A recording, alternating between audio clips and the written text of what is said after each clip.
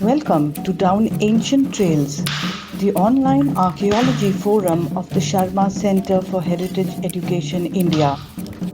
Brush the dust off long forgotten thoughts. Slice through time and space. Listen to stories in stone.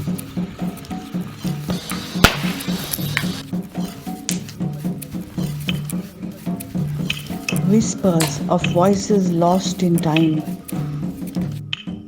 Build bridges across worlds. Curious minds reach out to the past.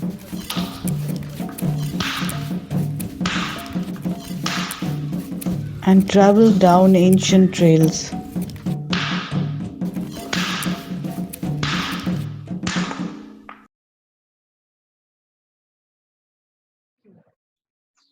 So, as you can see, this is a project involving a number of different institutions.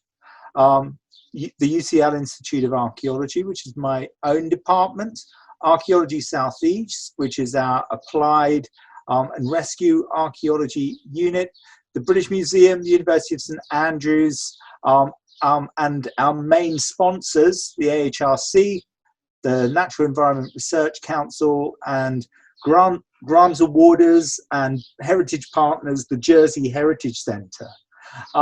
Just give you an idea of where we are. We've got a location map we're building at the moment, trying to integrate data from southern Britain here and northern France. And northern France. And this area here, which is what we call the Normanno-Breton Gulf. There's Normandy, the peninsula of Normandy, here's Brittany, and this is sea, and then you have the Channel Islands within there, Jersey sitting in there. So it's an island that sits very close to France. It has an incredible history. It is more connected politically to Britain. The Queen is the Queen of Jersey, but it sits very close to the French coast. And so it has an archaeological record that in many ways is far closer to that of northern France, of course, than it is to southern Britain. And the background for our work is very much research questions, which looks at the record of southern Britain, a record which is discontinuous, which is relatively poor, which is quite fragmentary for the Pleistocene, and compares that with the record for northern France, which is far more abundant, more continuous, and far better resolution. And trying to answer questions as to why there is such a difference. And of course, the difference is that we have within between the English Channel region, which the English Channel here is an area of sea which forms every interglacial. It's only been around for 500,000 years. Prior to that, Britain was connected to northern France. You had a complete land bridge across here, no matter where sea level was. But after 500,000 years ago, when we get meltwater coming through the Straits of Dover, if we're in an interglacial and sea level is high, Britain becomes disconnected from northern France. Even when sea level is low, that sea is replaced by a landscape with a major river system running down it, which itself can be something of a barrier. So the thing that first brought us south of the English Channel River was to come and look at Cotte de St Brelade, which is a site that we thought could tell us something about the occupation history of northern France and give us a record that we could compare against southern Britain. So let's focus in on the history, the background, and the context of Cotte de St Brelade and the excavations. This is the island of Jersey, an independent nation with its own government, its own sort of independent history, but with the Queen effectively as the head of state. It's a relatively small island, 9 miles across, 5 miles north to south. There's the airport there. You can get a sense of scale. The main town here, St Helier, and a whole series of north-south trending valleys running through what's essentially an elevated plateau of land rising up a couple of 100 meters at the north, with some very dramatic cliffs on the north coast and some sort of more elegant low-lying bays to the south. Each of these points on this Google map here are places where Paleolithic archaeology has been located. And as far as we know, although within the region, within northern France and southern Britain, you have a record going back 500,000 years, maybe 600,000 years. Within Jersey and this particular part of the English Channel region, we really only have a good resolution record back 350,000 years. The older contexts preserving older material are obviously fairly rare in this landscape because of the landscape history, the depositional history. That's not to say they aren't there, they haven't yet been found. So all of these find spots here, the majority of them are either last glacial or last interglacial, and some of them go back into the penultimate glacial and the penultimate interglacial. So that's back to MIS 7, 220,000 years ago. And quite a few of these are individual find spots. Some of them are sites producing hundreds of artifacts. But the Cotte de St Brelade here on the south west of the island has produced itself over 250,000 artifacts, over 1 centimetre in size, from a variety of different stones, quite a lot of flint, quite a lot of quartz, quite a lot of other local raw materials there. 250,000 artifacts is a lot in anyone's books, but it's a stunning amount when you consider the record for this period in the British Isles, which if you were to put all of the clear Middle Paleolithic artifacts that came from clear contexts that we could date and understand, you'd have a few boxes at most. You'd have maybe 25,000, maybe 30,000 artifacts, something like that. From Britain, there isn't a record from Ireland. So to have that quantity from one single site in terms of Britain's record is quite incredible. And in fact, when we compare it to the record of northern France, there is, for this period in time, nothing like the Lecotte sequence in terms of abundance, in terms of the length of the sequence. For a slightly earlier period in time and overlapping with it, we do have another similar long sequence on the south coast of Brittany at a site called Menez-Dragan, which I'll talk about later on. Between the two of them, you cover 500,000 years of time and the bulk of all finds from the region, from a couple of sites. It shows how concentrated the record is, perhaps. We are dealing with relatively small populations over long periods of time. Part of it might be that actually they do keep going back. Different groups that are unrelated do keep on going back and being pulled to particular points in the landscape for a number of reasons. We can talk about that later on. It may also suggest just how fragile the archaeological record is, that there could have been other sites like the Cotte de St Brelade or Menez-Dragan, and they could just be lost now, lost to the sea, lost to periglacial erosion from freeze and thaw or ground ice. There could be other sites at that scale, but they now lie under the sea, and it's going to be very unlikely that we can find them. Or they could be above the sea and they could be sealed under slope deposits, and we simply don't know they are there.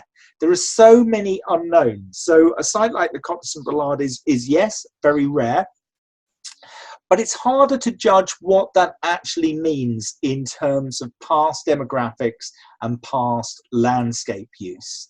We work on the assumption that these sites, if not unique, are quite rare, but it makes a big difference between even those two moderate alternatives. Here's a picture of the site itself. Jersey, as you can tell, it's an island. It's sat within the English Channel, or what the sea that the French call La Manche. And Le Cotte de St Brelade, in our current interglacial, sits right by the sea, right on the coast, as it would have done in previous interglacials. Now, one of the wonderful things about this landscape and parts of this landscape is it's made out of granite. The solid geology here is this amazing pink granite. Now, this is incredibly resistant. Le Cotte de St Brelade, the entire headland here, is facing southwest. I took this picture facing northeast. Behind me, there is no land between me and the North Carolina coast on the US coast. You know, thousands of miles behind me. Okay, so it has an incredible fetch. When waves are hitting this headland, they do so with a huge power. And yet, the headland has survived, the major structure has survived. We have archaeology in there and artifacts and sediments going back in excess of 250,000 years. So that is, you know, an incredibly resistant capture point to have. If these had been made out of limestone or, God forbid, chalk, like the area of southern Britain where I come from, we probably simply wouldn't have it, or it would have been hugely, hugely modified in these periods of quite immense time. But granite is used today for sea defences. It's a very resistant rock. And the short periods of few thousand years of interglacial high sea levels haven't pulled apart the structure. You can see here we're looking into what we call the West Ravine. We've got a granite stack here, a kind of granite stack here, which goes over into an arch. And then in between here, you can see within this ravine, you might be able to see sort of yellowish sediments. These are intact Ice Age sediments. Originally, the site was full up to here in the 1860s when the site was discovered over 150 years ago. But most of that has been emptied out, not by the sea, but by excavators, especially in the 1930s when a lot of that was removed out. The sea, however, has been eroding here. And I'll be showing you some of the efforts that Jersey Heritage, who are now the custodians of the site, have been undertaking to protect the site from the sea. Here is a laser scan survey that we undertook of the headland. So we're going around that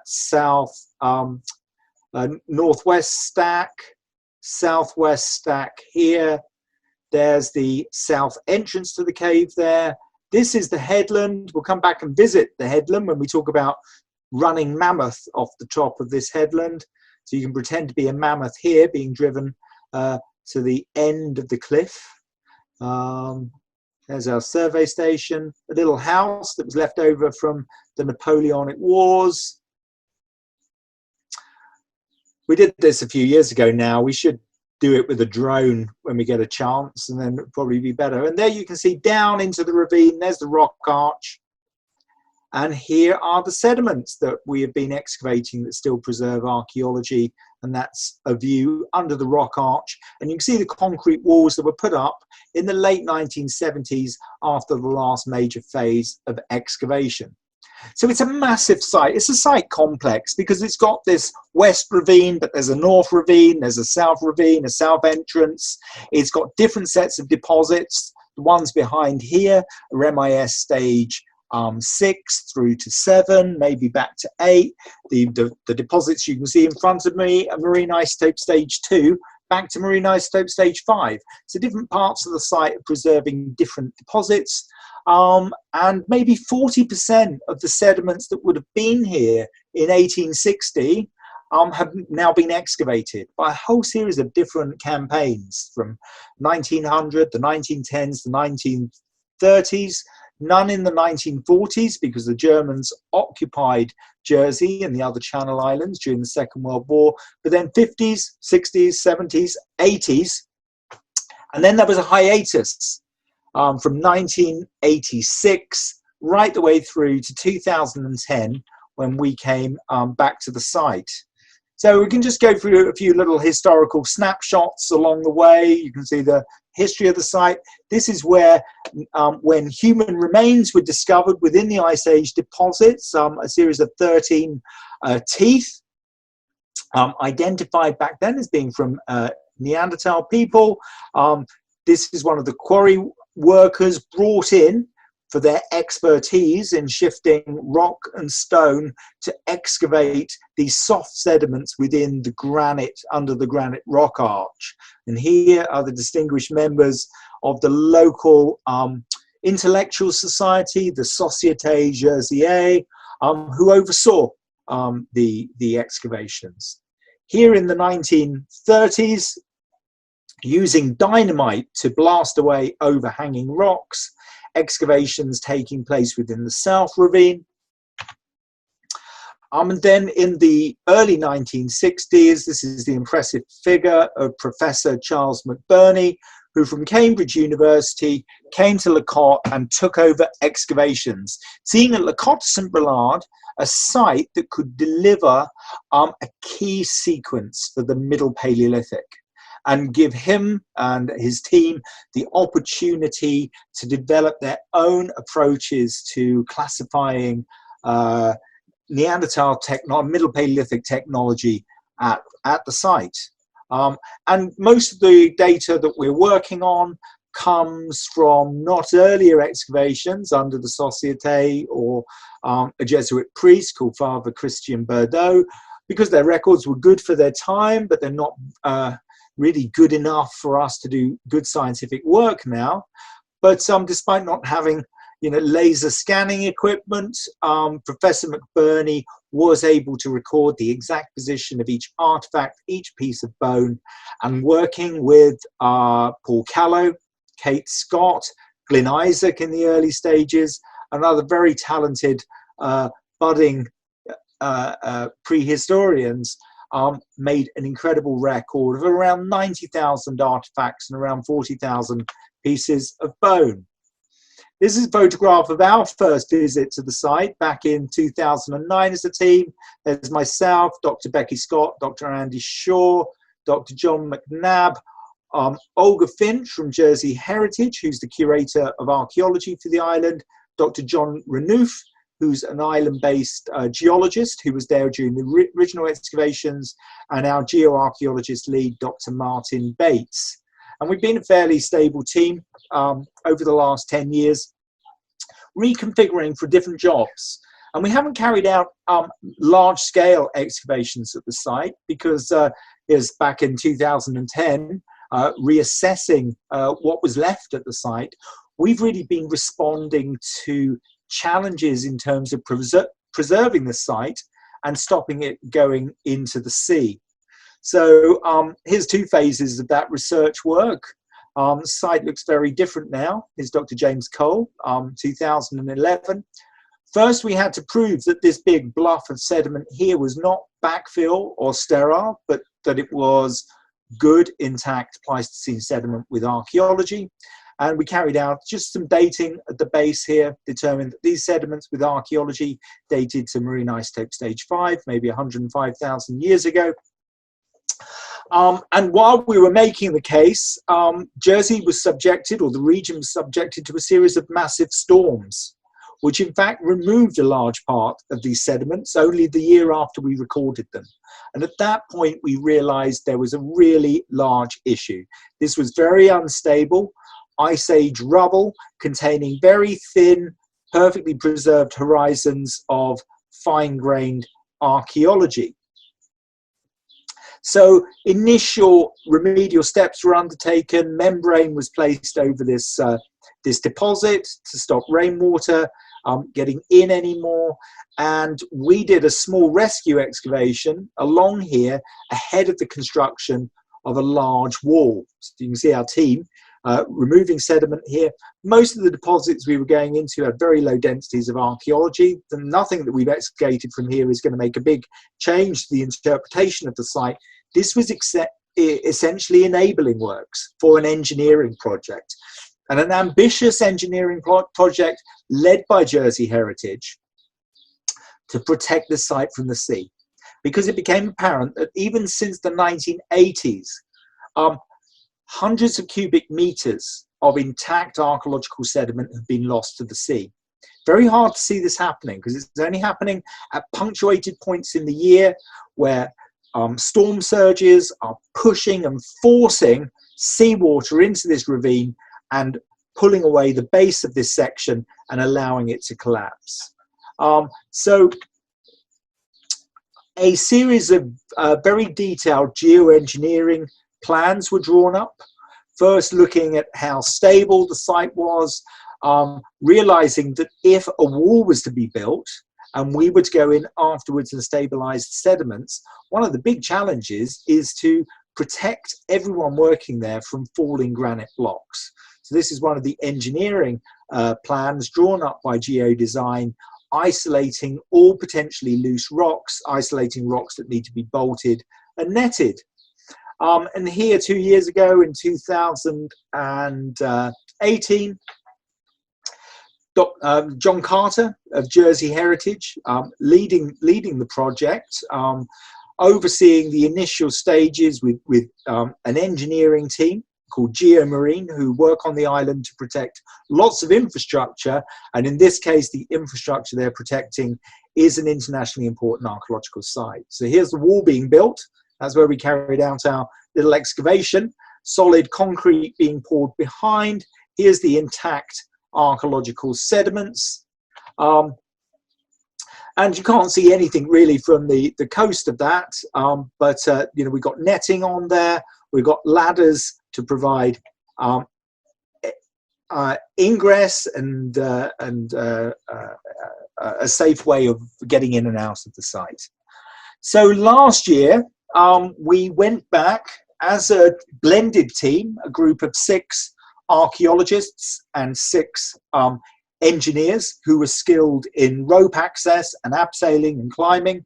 I'm absolutely terrified of heights, and I had no idea whether we were going to achieve this, well, whether I was going to achieve even getting into the site. So it was a very nerve-wracking season for me. We had this mission patch designed for us because we thought we were definitely on a bit of a mission. And here's me at the top of the 40-meter cliff on the first day, being buckled in. And this is the view when you go to work, looking down 40 meters down a sheer cliff, and there's the excavation area. And that is another 20 meters down to the beach there.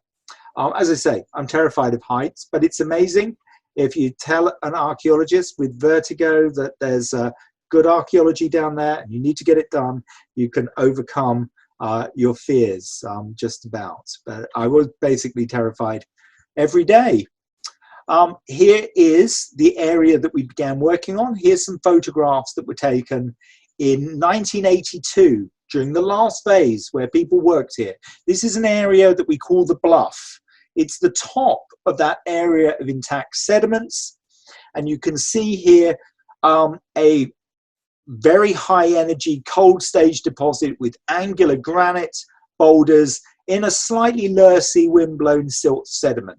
This is a deposit that back in 1982 was considered archaeologically sterile, sitting above the archaeological layers. But we thought as an exercise to see whether we could work with ropes completely harnessed up, we would land here and re-record and open up these sections and work out their relationship to what's sat underneath. So here we are. Matt, yes. Can yes. you just check the lag? There's a little lag with your slides. Okay. Yeah. So are you seeing now a photograph of excavations with lots of ropes? No, we are seeing the one with the brick wall. Oh dear. Okay. Yeah. Well, you're a long way back, yeah? Yeah. So if you can just go back. I'm going to stop. I'm going to stop share and start again. Yes. Okay. Yes. Yeah? Okay. Yeah. Okay. Let me share screen. Right. You should see the wall still, yeah? Yeah, it's coming back now. Just a minute. Just a second.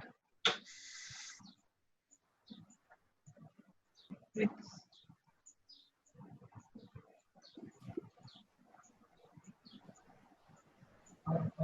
yeah, no, it's not yet loaded actually. Well, that's just, really that's yeah. a shame. Can you stop it again and restart? Yes. Yeah.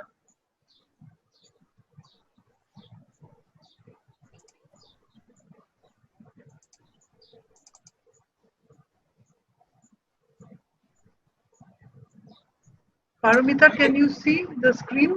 No, no, no. No, not yet, not yet. No. Soon it's Okay. coming. Just wait a bit. Yeah, wait a bit. It might be a slow net connection, so we'll wait a bit.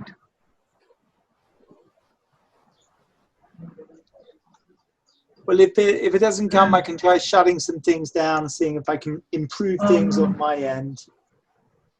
Maybe we just wait a second. If not, maybe you might need to re-log in. Yeah, because the video is very clearly visible. Yeah, your face is clear, but your the screen is not coming on right now. Do you think if I turned off my webcam, that might improve things? No, I don't think so. Start again.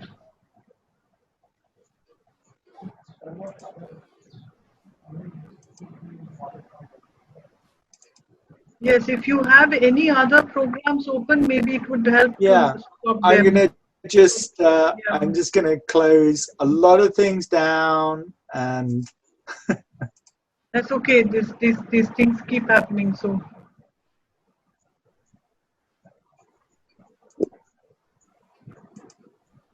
I do have a lot of things open. So otherwise, there's a suggestion that maybe you should log out and again log in again. That might work if it doesn't work now. okay. We'll try once more. Otherwise, if you can log out and log in, it's quite okay. This happens quite often, so it's okay. Just try once more. Otherwise, we'll. Well, I've got a I got a non-responsive thing up at the moment, so we're just gonna have to wait just a couple of minutes. That's okay. That's okay. Meanwhile, while this is getting fixed, if anyone has any questions, they can start adding that in. So it's okay. We can take your time. Otherwise, you log out and try again to log in. It might work. Okay, then. I can do it. I'm gonna restart PowerPoint. Yes. And let's see if it works. Yeah.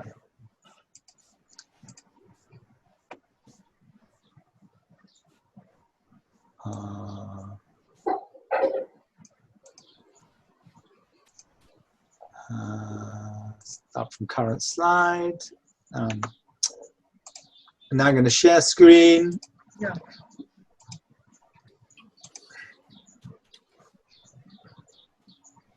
Did that work? Not yet.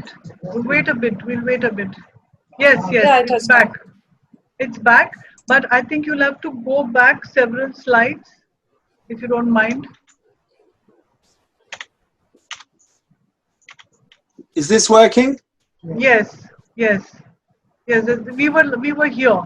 This is the last one we saw, so you have to restart after that. Sorry about that. I'll do a quick recap as we go through it. Wouldn't have made too much sense. Okay, so so here's a shot of it with all of the netting on, and you might be able to see the ladders. This is just to show you how unobtrusive a lot of the engineering is. This was our mission patch that we produced for our T-shirts and our badges and things.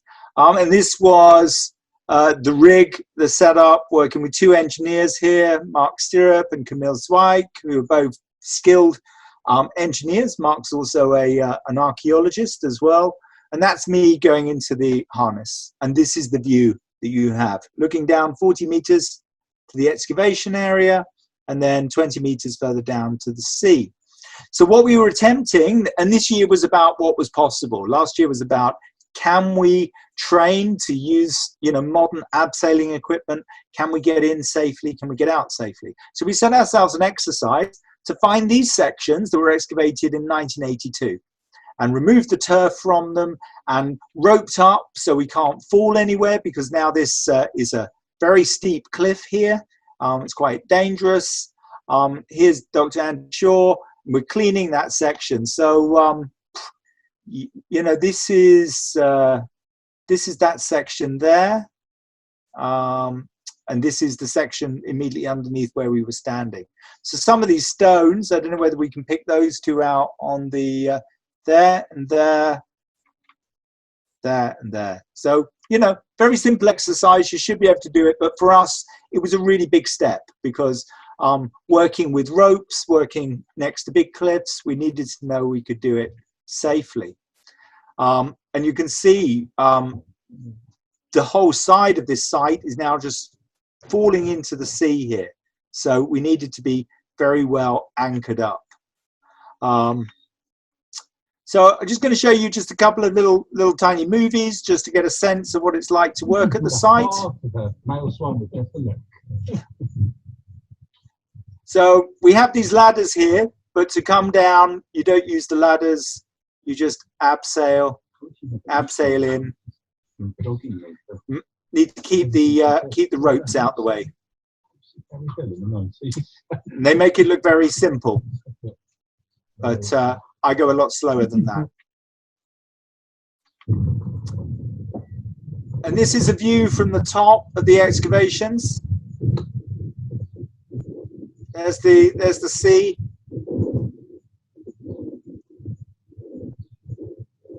This here is the South Stack, and Mark, who took this footage, is standing on the North Stack. I'll just move it forward a little bit.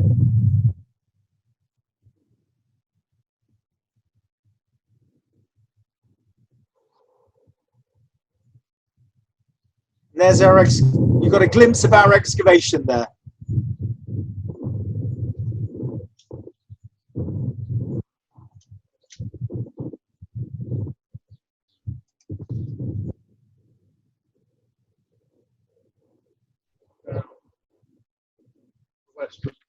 I hope that gives you a bit of an indication of what it's like to work there. And this was the team. We would be back there now or next month, but the pandemic means this year absolutely no field season at all. Everything has been put on hold. And there's an important bit here before we get on thinking about the archaeology. I just want to put this in context that you know, we face so many challenges right now, and so many challenges economically. We've got health challenges now with the pandemic, but remember, behind it all sits the challenge of global climate change. And we have so much incredible history around the world and archaeology and important sites that sit at or close to sea level. And alongside protecting and securing our communities, our homes, we need to think about what we are going to save and what we are going to rescue at sea level. And so I've very much kind of made the choice that, you know, now and then other priorities come up. There are many sites that I would like to dig or research or explore that are inland within areas of intact landscape. But really, ethically, we should put a lot of focus at where those threats are. You know, threats by erosion or by impact of urbanization. But in our region in particular, the sea is a massive threat to heritage. And here we have an amazing, internationally important Neanderthal site that has been falling into the sea. And what Jersey Heritage have done is meet this challenge with a commitment to the engineering and have protected the site. Now, no wall is going to protect the site forever. They probably bought us decades, and sea level rise will continue and climate change will continue. So we have a window in which we try and stabilize as much as we can, we try and understand as much as we can, and we try and rescue as much as we can. So I'm just going to talk about two aspects of our work to give you indications of, you know, why the site is important. There are so many different parts of it, as I spoke about. We've got the more recent deposits with the Neanderthal fossils and their own late Middle Paleolithic Mousterian assemblages. And we have a very deep sequence of interglacial deposits that we've barely thought about, though I'll mention some of them today. But I'm going to focus on a couple of things. I'm going to focus on our approach to the famous bone heaps from the site and our approach to raw material, different types of raw material choices. And in both cases, think about these populations of Neanderthal people and how the Cotte de St Brelade is fitting into their adaptations to this landscape. I just want to show this this little mock-up IKEA cover because we've been very aware that we're dealing in a period, and most of us come from lower Paleolithic backgrounds where you don't really find home bases, or the evidence for home bases is really quite ephemeral. But a site like the Cotte, dated to around 230, 220,000 years ago, we're dealing in a point in the Middle Paleolithic in Europe in which we do have clear places where people are basing themselves for periods of time in the year, for a few months, for a few weeks, who knows, but coming back to again and again and again. And these are clearly home bases. So for me, it's very exciting to be on this side of a threshold between where we can see home bases in the archaeological record and where we can't. So just to focus you in again, there's the Cotte de St Brelade on the southwest of the island. And these are all the artifacts that were excavated by Charles McBurney's team in the 1960s and 1970s. The artifacts in green and the pieces of fauna in red. This is an excavation area 6 by 6 meters in extent and 7 or 8 meters in depth, containing, actually, if we broke this down, 13 different stratigraphic levels, each with their own assemblage. Now, as you can see, that bone distributed throughout is not even. It's occurring in particular clumps. We've got 2 clumps up here, the upper and lower bone heap, and we've got a further bone heap down here. These were recognized by the excavators when they were being excavated. The bone doesn't preserve particularly well here, but they were seen in each level. There were discrete parts of the cave floor where bone was being accumulated and piling up. And here's one of the wonderful illustrations of one of these bone heaps. This is the lower bone heap, which is characterized by large amounts of mammoth skull, there. Lots of skulls, lots of tusks. These are mammoth tusks. A few pieces of pelvis and scapula. Lots and lots of ribs as well. Some ribs sticking in the ground. In the case of this particular skull, just there, a rib has been driven through the skull into the ground underneath, kind of securing that skull in place. Well, I'm going to talk about these bone heaps. Here's 2 views that no one's seen publicly before, because I've spent the past few evenings colouring them in. But here's the lower bone heap, and you can see the skulls of the mammoth in red, the main tusk elements, the main pelvis elements, and you can't quite see the ribs because they're so small. And this is sited alongside all of the artifacts from this particular level, a level that we call Upper Unit A, which is a warmish stage, cooling stage deposit going into Unit 3, which actually covers this bone heap. Then about about a metre higher, after an interruption of maybe hundreds of years where you get a sterile layer of wind-blown loess, we get another occupation layer that we call occupation layer 5, covered again by loess. But in here we've got a different pattern of bones. We've got lots of scapula of mammoth, scapula, quite neatly piled up in places in a very structured way. And then across the top here in red, not mammoth skulls, no mammoth skulls at all except for a few fragments, but 3 rhino skulls and 1 woolly rhino jaw. So just placed on top here. These aren't just piles of disregarded refuse. And as I said, they occur throughout the sequence. So they're very interesting deposits. So we look at a cross-section through this part of the Cotte de St Brelade, layer H, interglacial, layer E, interglacial. This is probably MIS 7, and then cooling through A, very cold in unit 3, completely sterile. Archaeologically, it covers the bone heaps, but it doesn't have a cultural signature itself. Warming up a little bit in stage 5, we've got a reoccupation, and then cooling again in unit 6 here, and again sterile. By the time we come back into these deposits here, we're back into the next interglacial, MIS 5E. So this covers McBurney's excavations from these deposits here, 90,000 artifacts spanning 2 interglacials and intervening cold stage, which itself is quite complicated.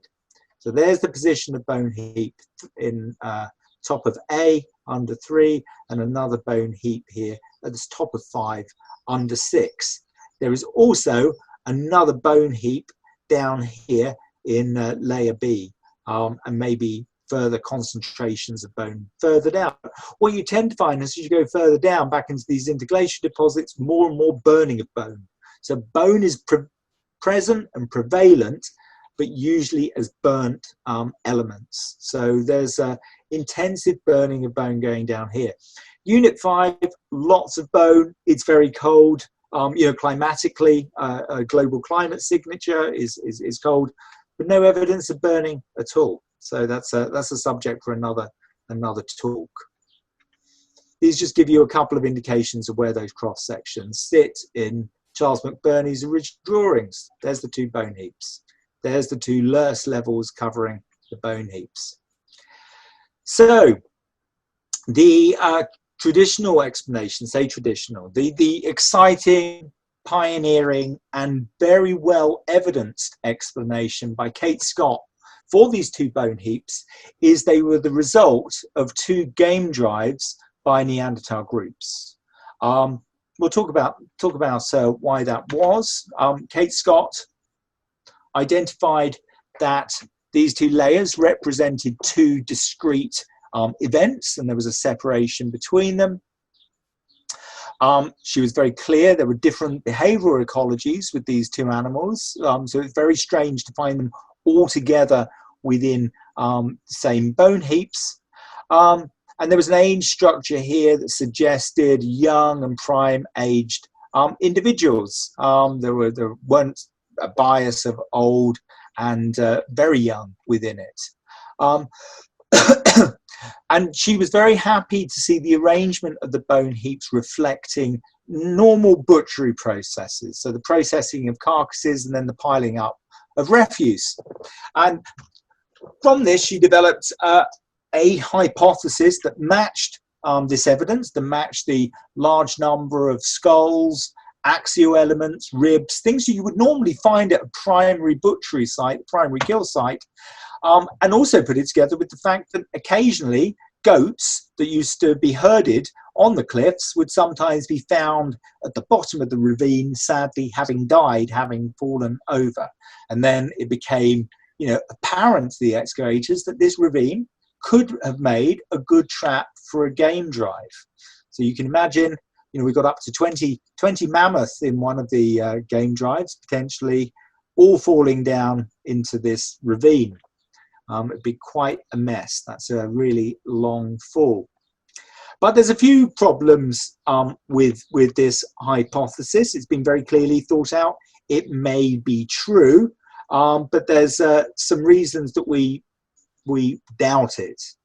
First of all, whilst here's the fissure that mammoth would have been driven down into, you've got an incipient fissure actually at the back here. So this would have been slightly more empty. It would have been a much more prominent topographic feature sat here. So the mammoth would have had to have kind of jumped over this fissure and then climbed up this rocky eminence here before being driven into the ravine.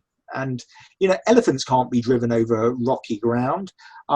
We would imagine that either this ravine or this rocky eminence here would have split a herd. You wouldn't keep the herd together, going over this ridge and then finding their way down here. So in fact, the ridge doesn't really work well for a game drive.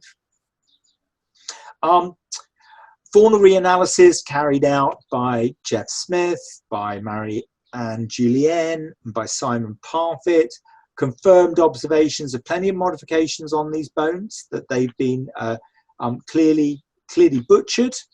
And associated with the bones are lots of these very specialized retouched flakes. I'll talk about the flint technology in a little while, but there's a very specialized technology used in many layers at the Cotte de St Brelade, where tiny flakes are used as cores to remove even tinier flakes, which just must be small cutting tools. And then other flakes have burin-like removals removed off them. You can see a burin-like removal here. This flake has had a flake taken down the side. We think this might be just to sharpen the edge. Here we go again, to sharpen the edge. And here are some of the burin-like removals that are taken off the edges of these flakes. So small flakes being used as cores to create tiny little resharpened edges. And even the spools here could be used in their own right. There's an illustration of one of the burin-like scars for these burin spools. So there are large cutting tools present in some of the units. They're very rare to find intact. Their sharpening flakes are more common, but the Cotte de St Brelade sits a long way from a good raw material source. And so the cultures have developed a mobile approach to the curation of raw material and the use of small pebbles of flint, which might be found locally in flint, to scale down the basic flint technology towards these tiny cutting tools. And this is a wonderful adaptation for taking advantage of the other affordances the site and the island and the landscape is giving you when you are along a good stone source.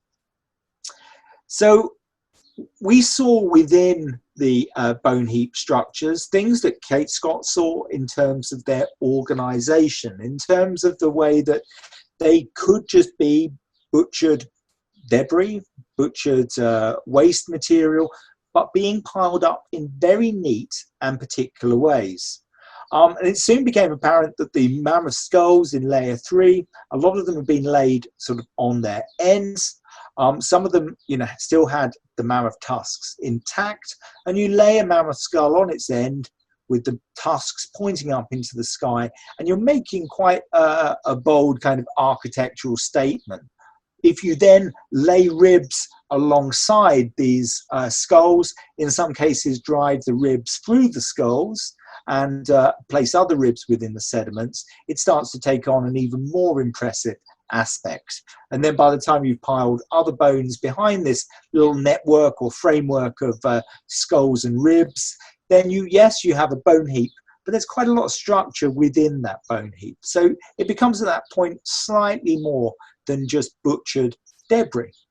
And Marie-Anne Julien found that some of these bones were more weathered than others. Some of them had obviously had a history of lying out in the open environments for longer than others. And this, of course, suggested that they couldn't have all, in each unit, have originated from single game drives. There must have been multiple or more than one episodes to get in bone of different conditions.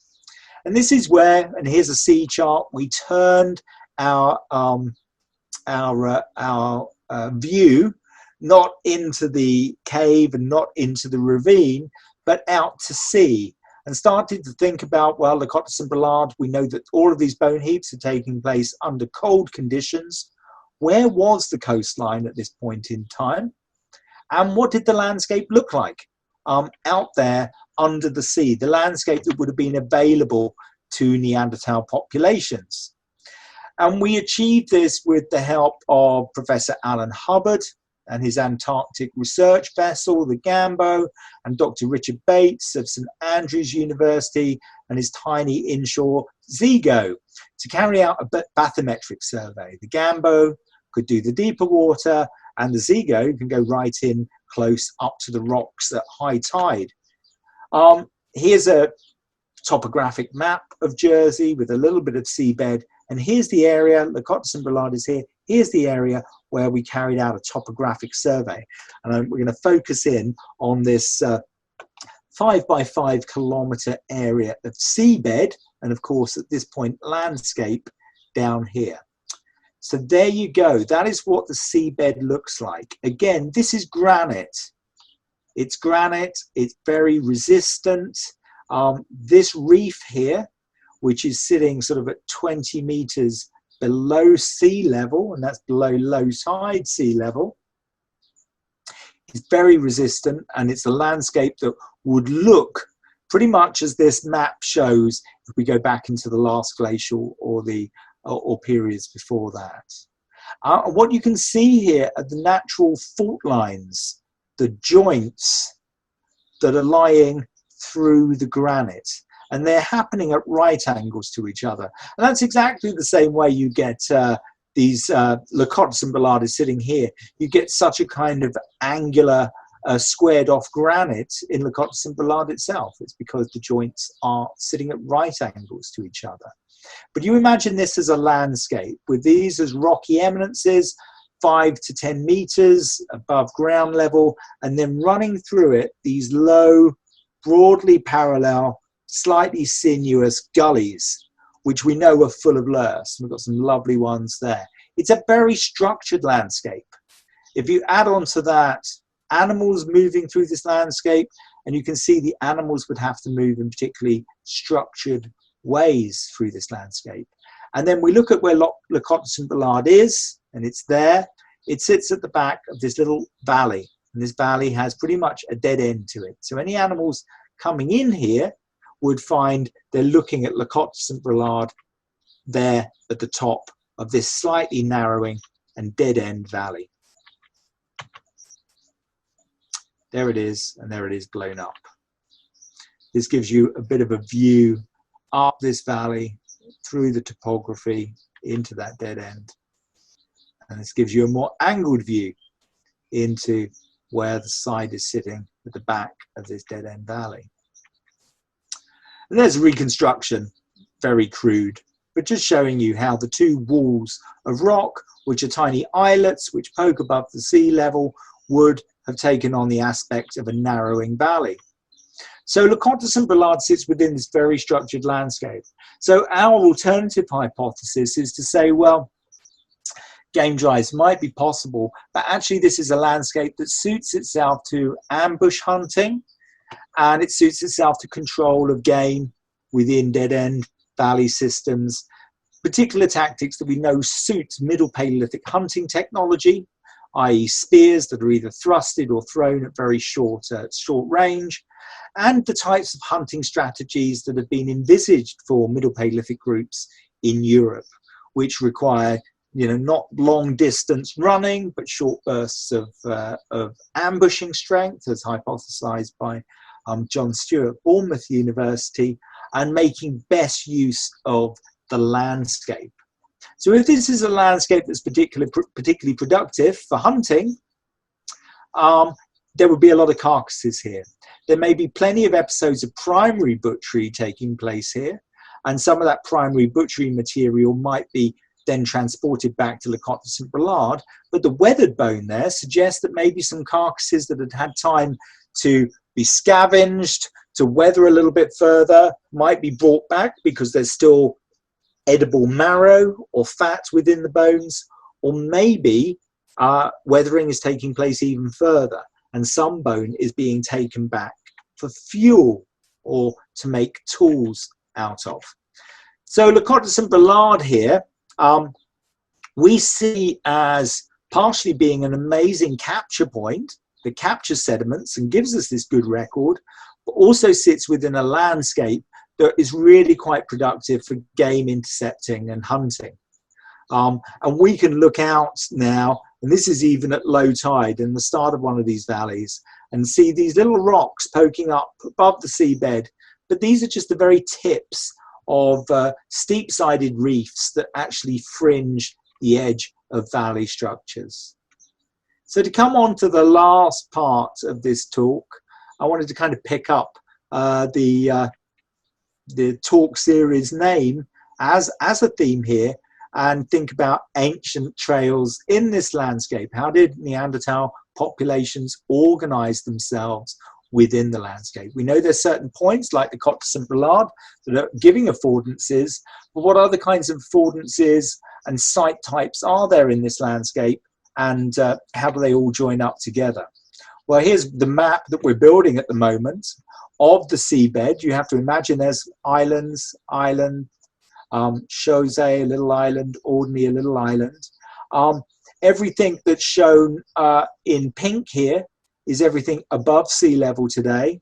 Everything that's shown from this kind of dark green through to this light green is down to around minus 50 meters. Now, when sea level gets this low, it is really getting very cold.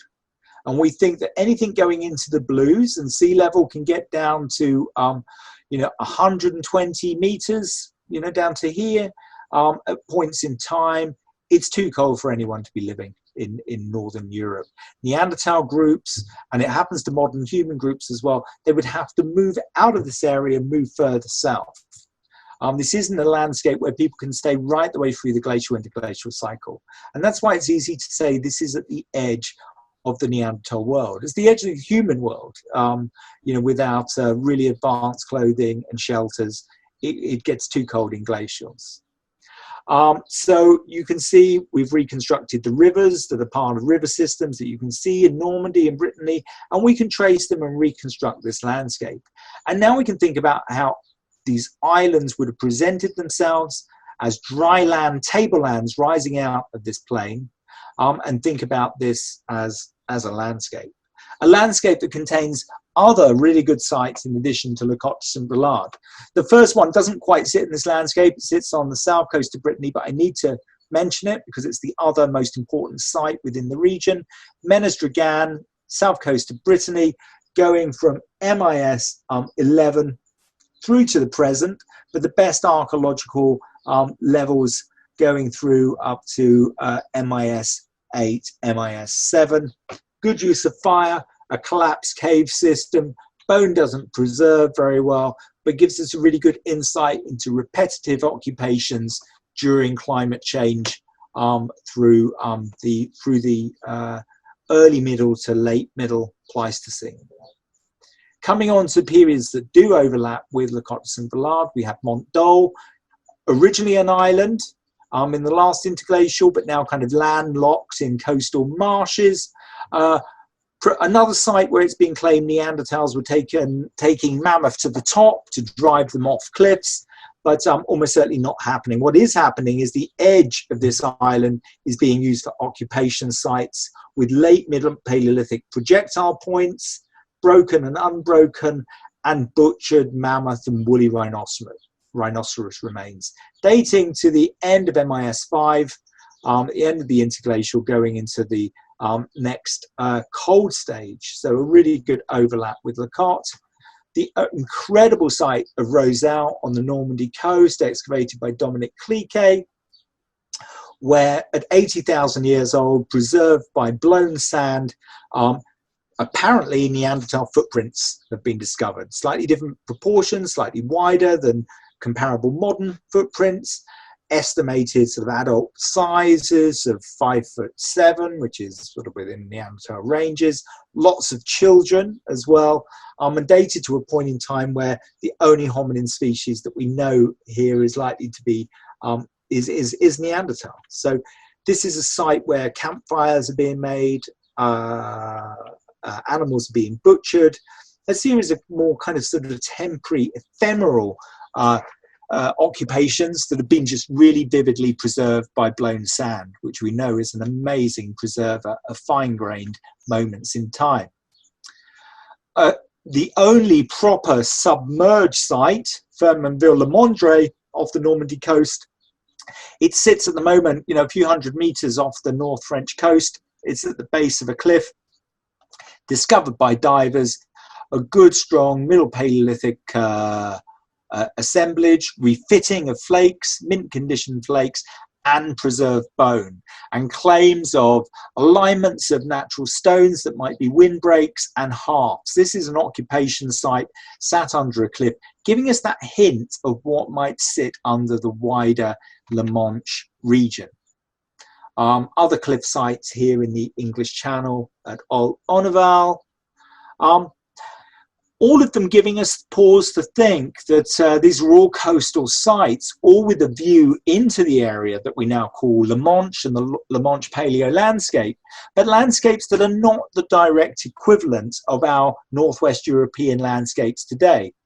First of all, islands would have presented themselves more as strange tablelands, rising up with cliffs and rubble slopes high above more gently undulating topography of what is now the seabed. In parts of the English Channel, we get the remains of meltwater landscapes from the melting of glaciers pouring through and forming the English Channel, leaving behind features like these, which are called scablands. These are scablands in Washington State, in northwest United States, also caused by postglacial meltwater. We don't have anything like this on land in Britain, Ireland, Northwest Europe at all, but the seabed has these structures.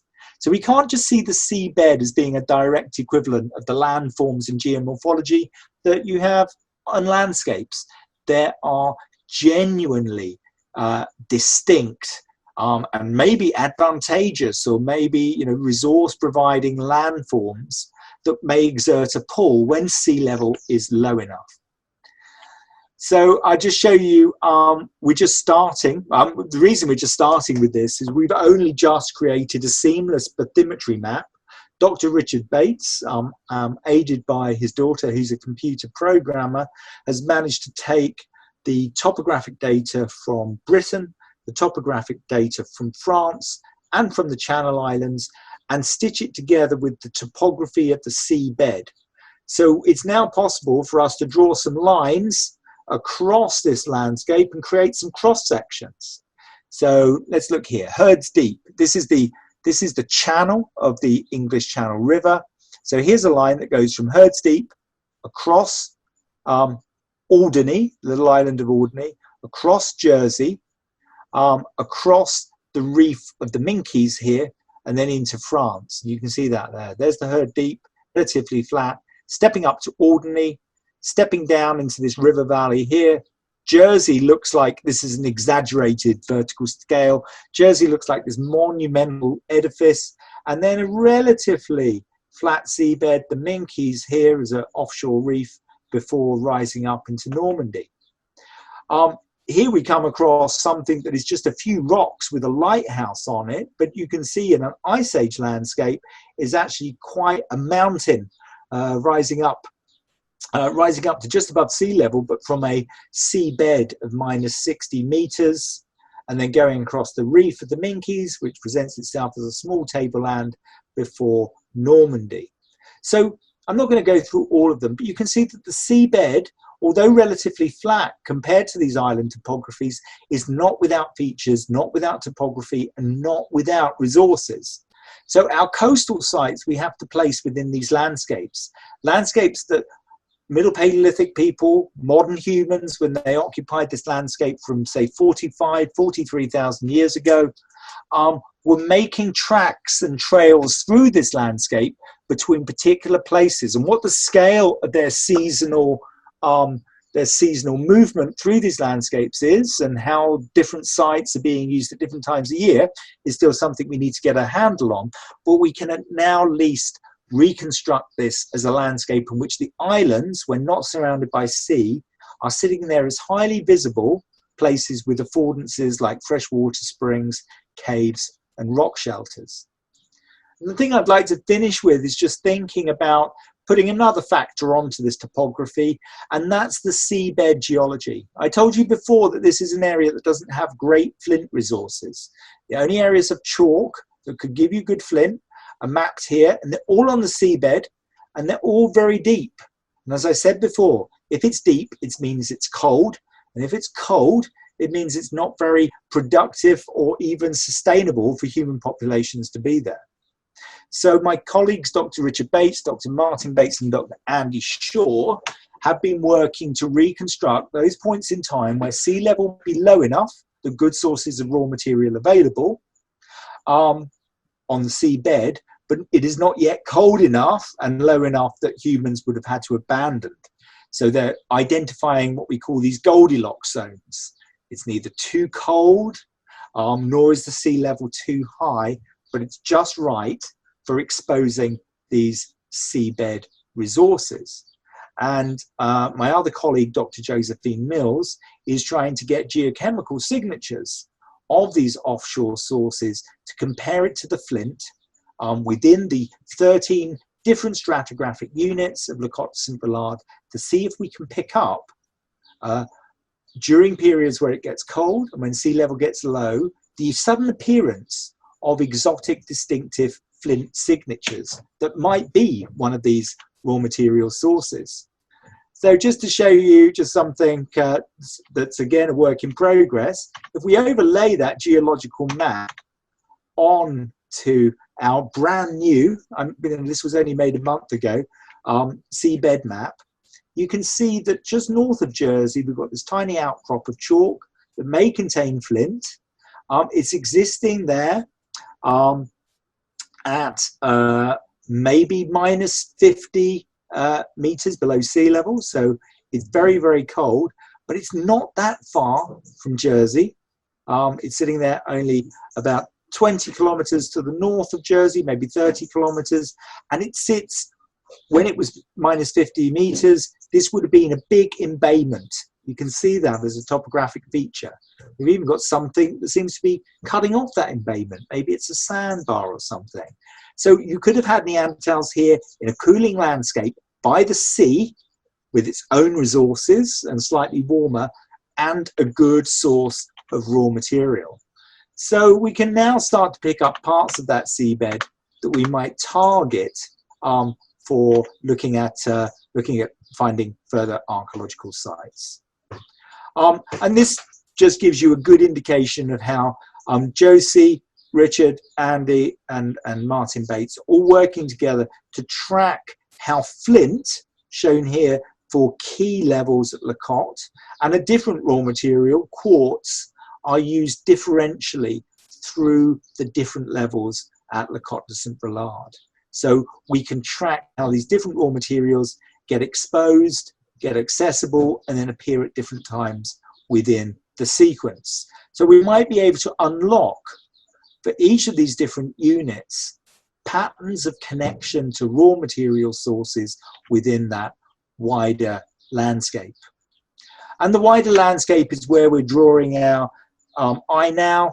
We can identify Neanderthal sites at lots of different places on the coastline. Neanderthal populations are picking out caves, picking out sea stacks, picking out mounts, places that are distinctive with shelter, with really good views. And then we can track down at low tide and dig into the sediments and recover in a few hours that we have between the tides, the samples that we need to date the deposits, some really nice artifacts, and start showing that the seabed actually has quite a rich record of artifacts. Using drones to survey in our test pits in the few hours we have before the sea comes in and fills them up again. So the place we're going now is out into the wider landscape, and again we should have been out here this summer, but Jersey has a huge tidal range, which means on this reef here you can walk up to 4.5 kilometers out to sea. So that can take you 4.5 kilometers effectively onto the seabed, and this seabed contains faunal remains in the form of mammoth and really nice Middle Paleolithic archaeology. So we can compare that cave-based record of Cotte de St Brelade with the landscape record of the exposed seabed. This will just give you a sense of the scale of that seabed.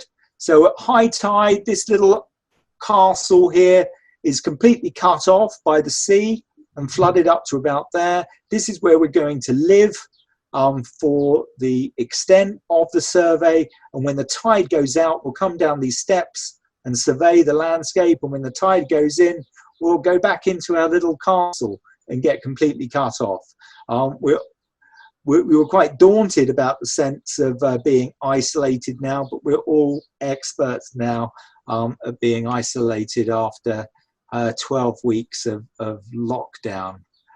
So this is a really exceptional landscape. There's few places with this kind of tidal range in the world that allows you to walk so far from the shore. It's a dangerous landscape, so we have to go with a guide, and we're lucky enough to have a